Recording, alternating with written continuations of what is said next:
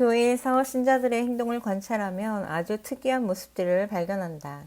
공식적인 자리나 대표 기도에서는 아주 사랑을 강조하는데 실제 삶을 보면 전혀 다르게 행동한다. 교회에서도 왕따, 따돌림이 흔하게 목격된다. 학생들 사이에서나 있을 왕따가 은밀하게 교우들 사이에서도 일어난다. 두 사람 이상이 집단을 이루어 특정인을 소외시켜 반복적으로 인격적인 무시를 하는 일이 일어난다. 기독교 집안끼리 결혼을 했는데 한 집안이 기울면 여지없이 깔보고 업신여긴다는 소식을 듣고 아연질색한다. 사소한 문제를 과장하여 갈라서게 만들기도 한다. 지인의 자매와 형제가 이런 일을 당하고 눈물로 산다. 너희가 도리어 가난한 자를 업신여겼도다. 야고보서 2장 6절. 많은 학생들이 왕따 때문에 우울하게 살고 자살까지 생각한다. 가해자들은 자신들이 살인자와 다름없고 실족하게 하는 중대한 죄를 짓고 있다는 사실을 깨닫지 못한다. 현대 신자들을 보면 악한 행동들이 많이 보이는데 정작 자신들은 그것을 깨닫지 못하는 것 같다. 교인들 사이에서는 각종 모임이 있는데 모임의 공통점은 배제의 원칙이다. 뜻에 맞고 수준이 비슷한 사람들만 소속시키고 나머지 사람들은 배제시킴으로써 모임의 정체성과 가치를 부여한다.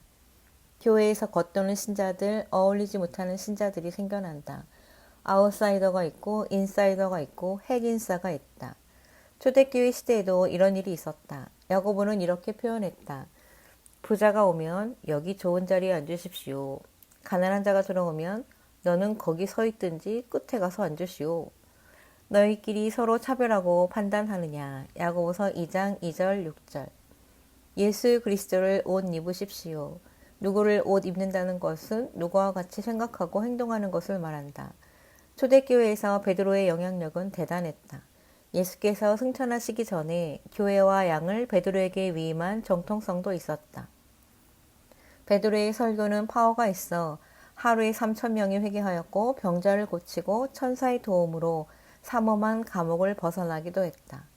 카리스마적인 성품에 골목대장 기질로 으뜸자리로 군림할 수도 있었지만 그가 처신한 방식은 인상적이고 감동적이다. 그는 권력을 누리거나 휘두르지 않았고 스스로 자신을 높이기보다 주님이 높여주시도록 살았다. 오늘날 교회 지도자들이 서로 높은 자리를 위해 다투는 것과는 대조적이다. 당시 교회는 유대인을 중심으로 한 예루살렘 교회가 있었다. 12제자와 주의 형제 야고보가 주축이 되어 유대인을 상대로 복음을 전했다. 또 다른 축은 안디옥 교회를 중심으로 이방인을 위한 선교 사역이 있었다. 바울과 바나바 등이 이곳에서 활동하였다. 신약 성경은 두 교회에서 거의 절반씩 기록하였다. 제1차 총회가 예루살렘 교회에서 있었다. 총회의 안건은 안디옥 교회의 바울과 바나바가 제기한 문제로 예루살렘 교회에서 내려온 바리새파 출신 신자들이 할례를 받아야 한다고 주장했기 때문이다. 바울과 바나바가 예루살렘 교회로 올라갔고 예루살렘 교회의 제자들과 장로들이 참석했다.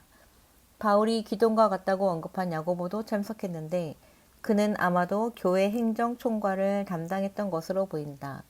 그들은 난상 토론 끝에 의장직을 수행했던 것으로 여기는 야고보의 결혼이 총회에서 최종 결정되었다. 그는 총회 결정 사항을 공식 문서로 만들어 안디옥 교회에 전달하는 데 지혜롭게 처신하였다. 바울과 바나바가 총회 결정 사항을 직접 전달하였다면 공신력에 의심할 수도 있었을 텐데 예루살렘 교회는 바나바와 실라 두 지도자급을 안디옥 교회에 파송하여 문서를 전달하게 하였다. 부활하신 후 갈릴리 바다에서 7명의 제자들 앞에 나타나셨던 주님은 베드로에게 특별한 지시를 했을 것으로 예상된다. 물론 성경에 그 내용이 기록되지는 않았지만 베드로를 3번의 질문으로 회복시키신 후 베드로에게 나를 따르라 하시며 두 사람이 걸어가며 대화를 하셨다. 여기서 나눈 대화 중 하나는 베드로가 요한에 대해 질문하신 것이 기록되었다. 주님, 이 사람은 어떻게 되겠습니까? 그러나 베드로가 그 후에 취한 행동을 보면 예수께서 2가지 지시를 하신 것으로 예상할 수 있다. 첫째, 가룟 유다의 배신으로 공석이 된 12제자의 자리를 채워라. 12제자의 자리를 채우는 것은 장차 하나님의 보좌 앞에 24장로의 숫자를 채워야 하기에 필요한 조치라 할 수 있다. 둘째, 예루살렘을 떠나 흩어지지 말고 기도하여 성령 세례를 받아라. 그 후에 베드로는 7명의 집사를 선출하기도 하고 교회의 수장으로 역할을 하기도 했지만 점차 외부 사역에 집중하는 대신 교회의 내부 행정은 야고보에게로 이동했던 것으로 보인다.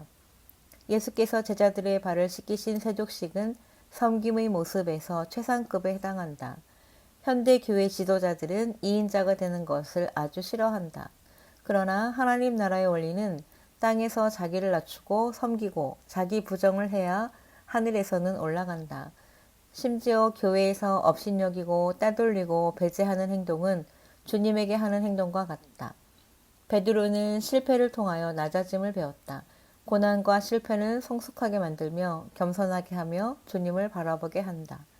바울이 그를 면전에서 핀잔을 주었지만 바울을 인정해주고 야고보와 지도권을 나누기도 한다. 사탄의 나라는 자기들끼리 분쟁하거나 다투지 않는다. 그러나 교회에는 다양한 다툼과 분쟁, 분열, 투기, 따돌림이 있다. 형제 자매를 업신여기는 것은 곧 주님을 업신여기는 것이다. 성령으로 거듭나지 못한 신자들, 비열한 염소 같은 신자들이 우리 가운데 많다는 것이다. 그리스도를 닮는 것보다 자기들이 정한 기준과 식견이 더 중요하다고 생각한다. 말과 행동은 내면의 성품에서 저절로 나온다. 교회에서 배운 것과 삶이 일치하는 것은 합당한 천국 백성의 올바른 모습이다. 천국에 들어갈 신자는 이 땅에서도 천국의 성품을 갖는다. 여러분 가운데 다툼과 시기와 분냄과 편가르기와 중상과 수군거림과 거만과 무질서가 있지는 않습니까? 고린도후서 12장 20. 세상이 점점 악해지는 것과 비례하여 신자들도 악해지는 것은 아닌지 걱정된다. 교회가 보이지 않는 내면에서 얼마나 타락해 있는지 그 규모조차 파악하기 힘들다.